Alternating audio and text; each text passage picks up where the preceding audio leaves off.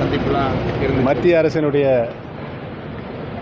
உள்துறை அமைச்சர் மாண்புமிகு திரு அமித்ஷா அவர்களை மரியாதை நிமித்தமாக சந்தித்து பேசிவிட்டு வருகிறது. அரசியல் பேசப்பட்டதா?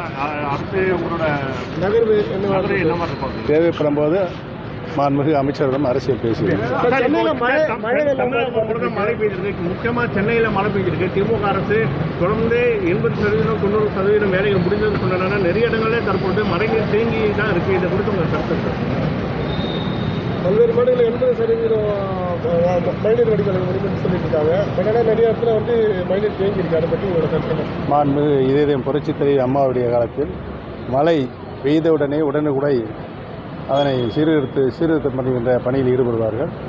உடனடியாக பாதிக்கப்பட்டவர்களுக்கு நிவாரணமும் வழங்கப்படும் என்பதை தெரிவித்துக் கொள்கிறேன். அந்த வகையில் இப்பொழுது இருக்கின்ற திமுக அரசு அதில் சுணக்கம் காட்டிக் கொண்டிருக்கிறது. தமிழகம் முழுவதும் இருக்கின்ற அரசியல் சூழ்நிலைகளை பற்றி மாண்புமிகு அமைச்சர் திரு அமித்ஷாவிடம் விவாதித்து வந்திருக்கிறது. செங்கோட்டையன் தொடர்பாக பேசுனீங்களா? என்ன சொல்லியிருந்தாங்க? எப்படி போயிட்டாரு? இல்லை சார், இல்லை சார், லேட்டாக